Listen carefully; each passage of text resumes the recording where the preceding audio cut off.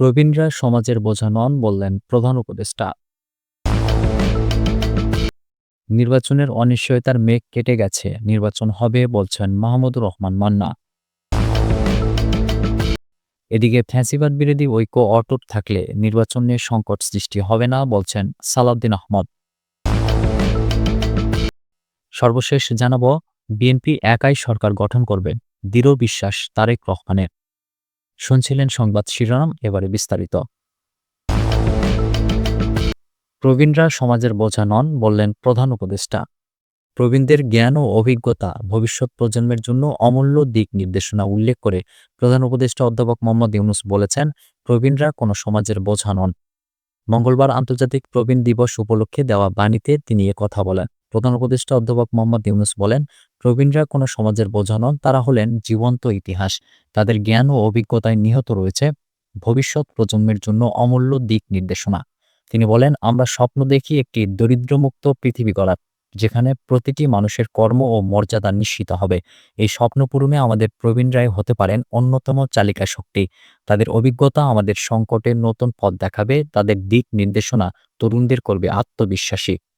অধ্যাপক মোহাম্মদ ইউনূস বলেন, জুলাই গণ অভ্যুত্থানের মধ্য দিয়ে যে বৈষম্যহীন, দুর্নীতিমুক্ত ও সমৃদ্ধ বাংলাদেশ গড়ার পথে আমরা এগিয়ে চলেছি, তা বাস্তবায়নে প্রবীণদের অন্তর্দৃষ্টি ও কর্মদক্ষতাকে আমাদের কাজে লাগাতে হবে। তিনি বলেন, প্রবীণরা যেন বিভিন্ন উদ্যোগের মাধ্যমে সামাজিক সমস্যাগুলোর সমাধানে কাজ করতে পারেন, সেই পরিবেশ সৃষ্টি করতে হবে।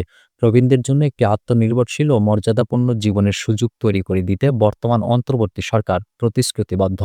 অধ্যাপক ইউনূস বলেন, আসুন আজকের দিনে আমরা প্রবীণদের আমাদের সমৃদ্ধ ভবিষ্যতের সক্রিয় অংশীদার হিসেবে বরণ করে নেই।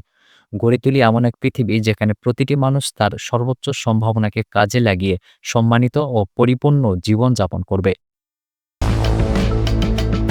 নির্বাচনের অনিশ্চয়তার মেঘ কেটে গেছে, নির্বাচন হবে বলছেন মাহমুদুর রহমান মান্না। নাগরিক ঐক্যের সভাপতি মাহমুদুর রহমান মান্না বলেছেন, নির্বাচন নিয়ে আগে যেখানে মানুষের মধ্যে সন্দেহ ও অনিশ্চয়তা ছিল, এখন তা কাটিয়ে ওঠা গেছে। নির্বাচনের অনিশ্চয়তার সেই মেঘ কেটে গেছে, নির্বাচন যেন গ্রহণযোগ্য হয় সে লক্ষ্যে প্রচেষ্টা চলছে। দেশের সামনে এখন নির্বাচনের পথ স্পষ্ট হয়ে উঠেছে। তিনি বলেন, নির্বাচন ছাড়া দেশের সামনে কোনো বিকল্প নেই। এখন যে পরিবেশ তৈরি হয়েছে তাতে নির্বাচনই একমাত্র উপায়। জাতীয় প্রেস ক্লাবে নাগরিক যুব ঐক্য আয়োজিত আগামী নির্বাচন গুণমান সম্পন্ন ও সবার জন্য গ্রহণযোগ্য করার চ্যালেঞ্জ ও সম্ভাবনা শীর্ষক আলোচনা সভায় তিনি এসব কথা বলেন। মাহমুদুর রহমান মান্না বলেন, সরকার সংস্কার কমিশন ও পরে গঠিত ঐক্যবদ্ধ কমিশনকে ধৈর্য ধরে আলোচনায় অংশ নেওয়ার জন্য ধন্যবাদ জানাই। এতে রাজনৈতিক নেতৃত্বের মধ্যে যে তীব্র দ্বন্দ্ব ছিল তা কিছুটা কমেছে। নেতাদের মধ্যে ধীরে ধীরে একটি ইতিবাচক পরিবর্তন দেখা যাচ্ছে। পারস্পরিক আস্থার ব্যবধানও কিছুটা কমেছে। এখন আর দলগুলোর মধ্যে একঘরে মনোভাব নেই।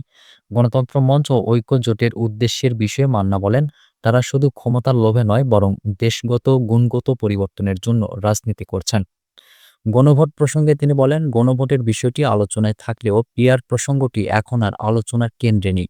একই দিনে গণভোট ও নির্বাচন, এতে কোনো বাধা নেই। কেবল ভোটের সংখ্যা নয়, প্রার্থীদের কর্মসূচি, দৃষ্টি ও প্রস্তাবনায় নির্বাচনের গুণমান নির্ধারণ করবে। এখন ভোটাররা শুধু মার্কা দেখে নয়, মানুষ দেখে ভোট দেবেন। পুলিশ প্রশাসন প্রসঙ্গে মান্না বলেন, পুলিশের প্রতি জনগণের আস্থা ফিরিয়ে আনা ও প্রয়োজনীয় সংস্কার দ্রুত কার্যকর করার ক্ষেত্রে সরকারের তৎপরতা ছিল না।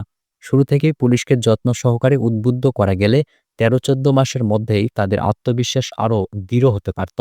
তিনি সতর্ক করে বলেন, রাজনৈতিক উত্তপ্ত আবহ ও সন্ত্রাসী কর্মকাণ্ডকে উস্কে দেওয়া থেকে সবাইকে বিরত থাকতে হবে।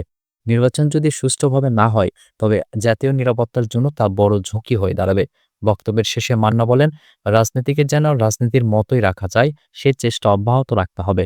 ব্যালেন্সিং ফ্যাক্টর হিসেবে সবার দায়িত্বশীল ভূমিকা প্রয়োজন। ভবিষ্যতের দিকে জাতি এখন আশাবাদীভাবে তাকিয়ে আছে। ফ্যাসিবাদ বিরোধী ঐক্য অটুট থাকলে নির্বাচন নিয়ে সংকট সৃষ্টি হবে না বলছেন সালাউদ্দিন আহমদ। জাতীয় সংসদ নির্বাচন ও সংস্কার প্রশ্নে গণভোট একসঙ্গে অনুষ্ঠিত হলে নির্বাচন বিলম্বের যে কোনো আশঙ্কা এড়ানো সম্ভব বলে মন্তব্য করেছেন বিএনপির স্থায়ী কমিটির সদস্য সালাউদ্দিন আহমদ। জাতীয় প্রেস ক্লাবে গুণমান সম্পন্ন ও গ্রহণযোগ্য নির্বাচনের চ্যালেঞ্জ ও সম্ভাবনার শীর্ষক আলোচনা সভায় তিনি এ মন্তব্য করেন। এ সময় তিনি বলেন, নির্বাচন কোনো চ্যালেঞ্জ নয়, বরং যারা নির্বাচন বিলম্ব করতে চায় তারাই চ্যালেঞ্জ। অধ্যাদেশ জারির মাধ্যমে গণভোট আয়োজনের দায়িত্ব নির্বাচন কমিশনকে দেওয়ার উদ্যোগ নেওয়া উচিত। সরকারের প্রতি এই আহ্বানও জানান বিএনপির স্থায়ী কমিটির এই সদস্য। এ সময় সুবহে সাদিকের ফাঁসিবাদী গোষ্ঠীর মিছিল কিংবা দিল্লি ও ফ্রান্স থেকে পাঠানো বার্তা জনগণ গুরুত্ব দেয় না বলে মন্তব্য করেন তিনি। সালাউদ্দিন আহমদ বলেন, ফ্যাসিবাদ বিরোধী ঐক্য অটুট থাকলে নির্বাচন নিয়ে কোনো সংকট সৃষ্টি হবে না। বিএনপি একাই সরকার গঠন করবে, দৃঢ় বিশ্বাস তারেক রহমানের। আগামী জাতীয় সংসদ নির্বাচনে জয়ী হয়ে বিএনপি এককভাবে সরকার গঠন করবে, এ বিষয়ে দৃঢ় বিশ্বাস দলটির ভারপ্রাপ্ত চেয়ারম্যান তারেক রহমানের। যুক্তরাজ্য ভিত্তিক সংবাদ মাধ্যম ফিনান্সিয়াল টাইমসকে দেওয়া এক সাক্ষাৎকারে কথা জানিয়েছেন তিনি। প্রায় ১৭ বছর ধরে পরিবার নিয়ে লন্ডনে বসবাসরত তারেক রহমান নির্বাচনে প্রতিদ্বন্দ্বিতা করার জন্য দেশে ফিরবেন বলে জানিয়েছেন। তিনি বলেছেন, আমি মনে করি আমার বাংলাদেশে ফেরার সময় খুব সন্নিকটে। বাংলাদেশে একটি অবাধ ও গ্রহণযোগ্য নির্বাচন না হওয়া পর্যন্ত শেখ হাসিনার কর্তৃত্ববাদী শাসনের পতন ঘটানো ছাত্রদের নেতৃত্বাধীন অভ্যুত্থান সম্পন্ন হবে না বলে মন্তব্য করেন তারেক রহমান। সাক্ষাৎকারে তিনি বলেন, আমরা আত্মবিশ্বাসী যে আমরা জয়ী হব। আমরা জোরালোভাবে বিশ্বাস করি যে এককভাবে সরকার গঠনের অবস্থায় আমরা রয়েছি।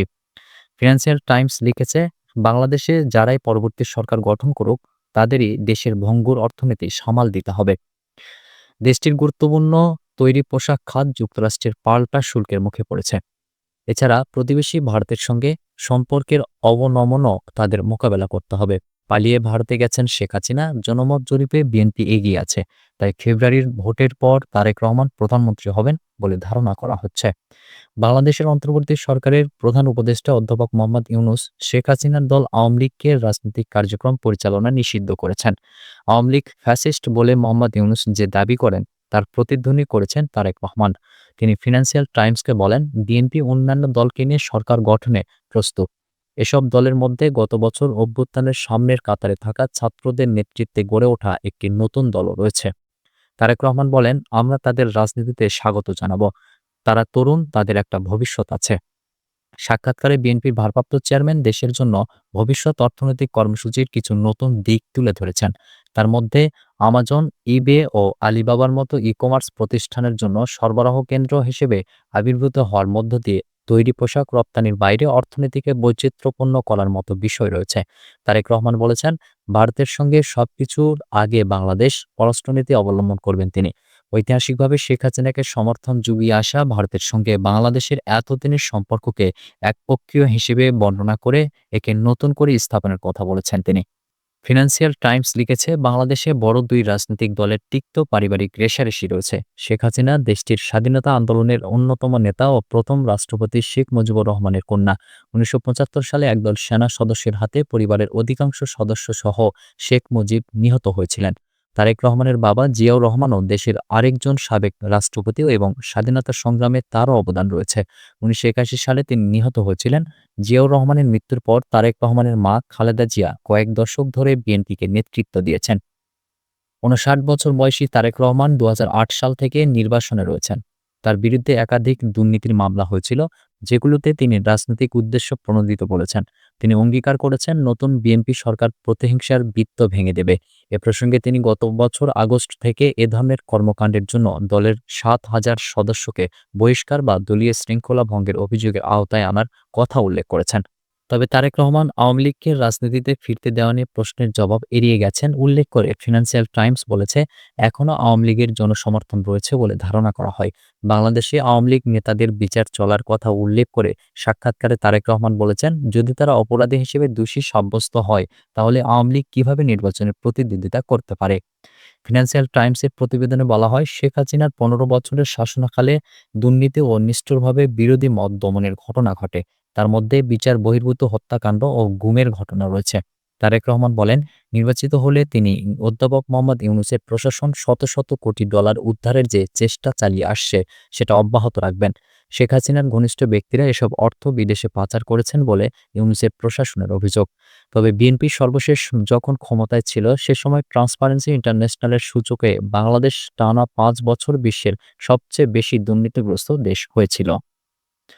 সুপ্রিয় দর্শক, এই ছিল এখনকার মতো সর্বশেষ সংবাদ। পরবর্তী সংবাদ দেখার আমন্ত্রণ রইল।